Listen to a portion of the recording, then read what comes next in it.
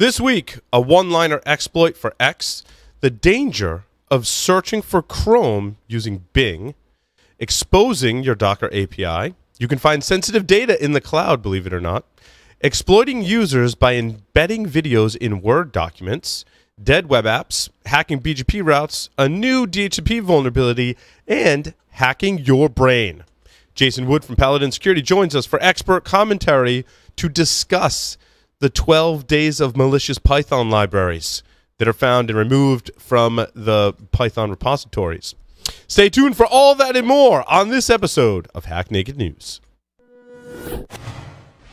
This is Security Weekly, for security professionals, by security professionals.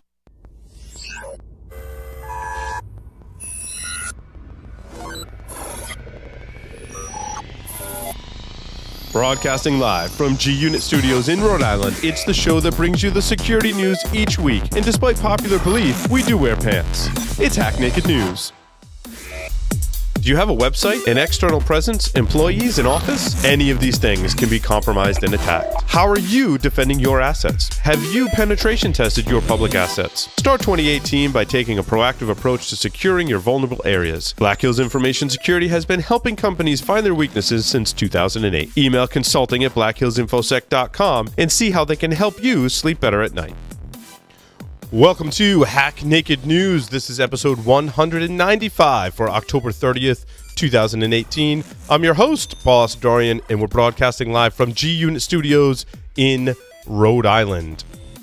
If you're interested in quality over quantity and having meaningful conversations instead of just a badge scan, join us April 1st through the 3rd at Disney's Contemporary Resort for InfoSec World 2019, where you can connect and network with like-minded individuals in search of actionable information.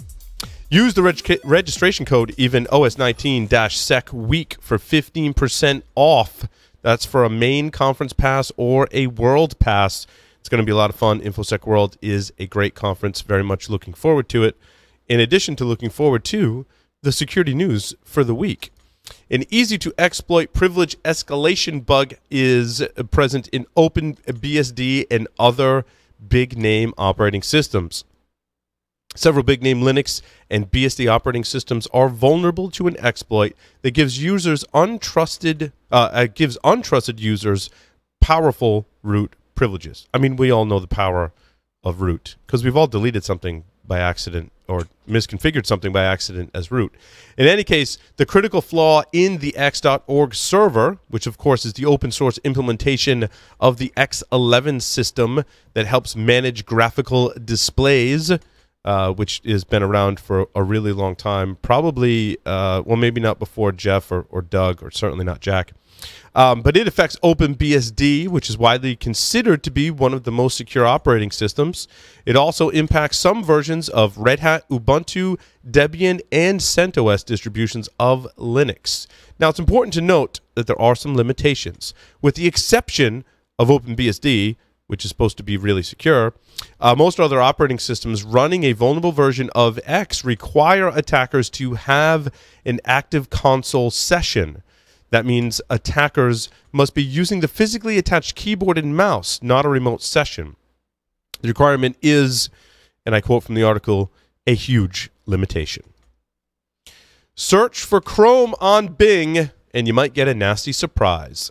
The Twitter user Gabriel Landau, who immediately upon firing up his brand new Windows 10 laptop, tried to download Google Chrome, because basically no one wants to use Microsoft Edge. He was directed instead by Bing, the default search engine used by Windows 10's default Microsoft Edge browser, to a bogus website. Landau discovered that Bing was displaying a promoted search result to users searching for the phrase downloaded Chrome that linked to a non-official site. It's GoogleOnline2018.com. Don't go there, because unless you want malware, then go there. If you don't want malware, then don't go to that website. The instance was removed. Microsoft did respond to Landau saying that it removed the offensive Bing ad and banned the associated account. It is also pointed to a web page where low-quality ads, such as malvertising, can be reported by users. expose Docker APIs used by attackers in creation of new containers that perform cryptojacking. Yes, this is, in fact, the same style of attack that bit us when we rushed an application out into the cloud and left the Docker API open and unauthenticated, not recommended because bad things will happen. As the article says, this happens and it's easy not to be vulnerable. It's easy to be vulnerable, rather. Actually, it's easy not to be vulnerable because if you authenticate your Docker API or don't expose it to the internet, you're good. So it's not necessarily a vulnerability in terms of a bug. It's a misconfiguration, and we all know misconfiguration leads to compromise. Trend Micro detected an attacker scanning explicitly for insecure and exposed Docker Engine APIs and its utilization to deploy containers that download and execute a coin miner. Docker containers are redistributed on and referred to as the Docker Engine, right? So they live on the Docker Engine, where they can be run in the background together with different containers deployed on the system. Essentially, they add a container into your Docker Engine, and then they can make use of that said system to send distributed denial of service attacks, or in this case, mine cryptocurrency using up all of your compute time on your cloud instance. So don't do that. It's bad. 21% of all files in the cloud, speaking of badness in the cloud, contain sensitive data. Now, speaking of misconfiguration, McAfee has released its Cloud Application and Risk Report, which analyzed billions of events in anonymized customer production cloud use to assess the current state of cloud deployments and uncover risks. The report revealed that nearly a quarter of the data in the cloud can be categorized as sensitive, putting an organization at risk if stolen or leaked. The study found that while organizations aggressively use the public cloud to create new digital experiences for their customers, wow, that's so well put in the article. It's just written very well. Not often that we find that. The article goes on to say the average enterprise experiences more than 2,200 misconfiguration incidents per month in their infrastructure as a service, platform as a service instances. Researchers exploit a Microsoft Word flaw through embedded video. Researchers at an online breach and attack platform vendor Simulate found the vulnerability inside Word's online video feature, which allow users to embed a reference to a remote video, such as a YouTube video, directly into the document so that it can be played when it's opened. Now, attackers can pull off the exploit by manually altering the reference to a remote video inside a docx file so that it points to malicious code inside the document instead of a video. So watch out for that one. Dead web apps haunt 70% of the Financial Times top 500 firms. Researchers at High Tech Bridge, of course, make web protection type software, use the Financial Times 500 list of leading companies and unearthed a number of concerns when it comes to forgotten web applications. And they quote from the article, abandoned shadow and legacy applications undermine cybersecurity and compliance of the largest global companies despite growing spending. According to the research report that they published. According to the report, also 70% of those Financial Times Global 500 firms have a portion of their website being sold on the black market. And an additional 92% of external web applications have exploitable security flaws or weaknesses. This speaks to understanding your perimeter, doing asset management of all of your externally facing applications, and getting a regular report. There's open source tools and vendors that can help you with that. And we shouldn't leave that exercise just for a yearly or even quarterly penetration test, which can typically unearth those vulnerabilities as well. No surprise that China's been hacking BGP routes. Of course, a Chinese state-owned telecommunications company has recently been found hijacking the vital internet backbone of Western countries, according to an academic paper published by researchers from the U.S. Naval War College and Tel Aviv University. We talked at length about that on yesterday's Application Security Weekly episode. A nasty DHCP v6 packet can compromise your vulnerable Linux box. This is interesting. The flaw puts systemd-powered Linux clients specifically those using systemd-network D at risk of remote exploitation, as a maliciously crafted DHCP v6 packet could exploit the vulnerability and arbitrarily even change parts of memory in vulnerable systems, leading, of course, to code execution. The vulnerability, which was made public this week, sits within the written-from-scratch DHCP v6 client of the open-source systemd management suite, which is built into various flavors of Linux. The DHCP client is activated automatically if IPv6 support is enabled, and relevant packets arrive for processing. Now, a rogue DHCP v6 server on the network, or on the ISP network, could transmit specially crafted router advertisement messages that wake up these clients and exploit the bug. This means you can go on a network, drop your keyboard, and then plug in a DHCP server and own multiple clients.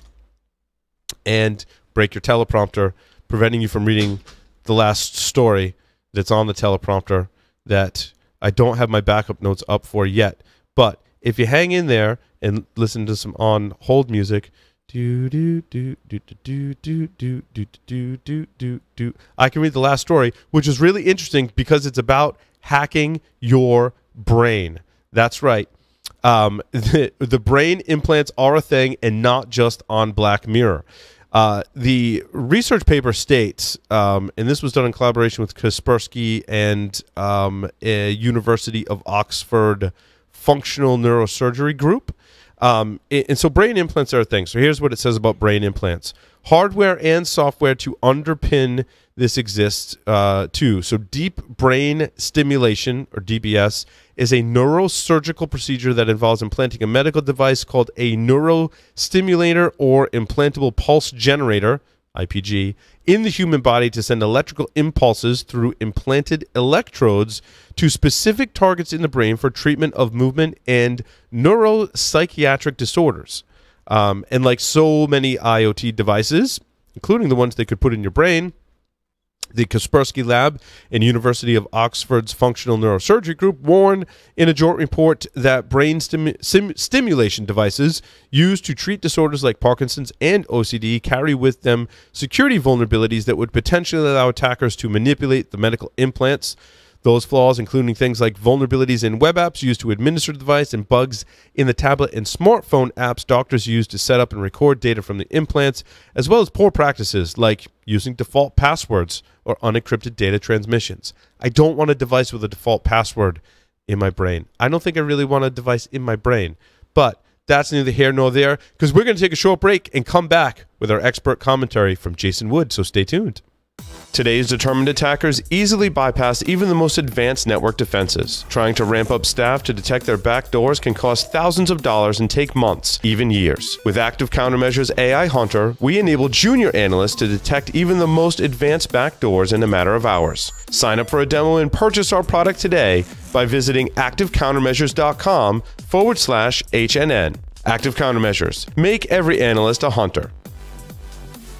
Welcome back, everyone, to Hack Naked News. We do have a webcast coming up with Signal Sciences on November 8th. That's right. You can go to now you can go to securityweekly.com/Signal Sciences. I mean, you can also go to signalsciences.com and get their awesome products, but we really want you to register for this webcast, securityweekly.com/Signal Sciences. We'll talk about shifting testing to the extreme left or extreme right in your SDLC. It's going to be awesome. Larry Pesci, Zane Lackey, and myself. Lots of fun. Make sure you go register today. securityweekly.com/Signal Sciences. Jason Wood is here to tell us about his Python or the Python exploits in libraries. Jason, welcome.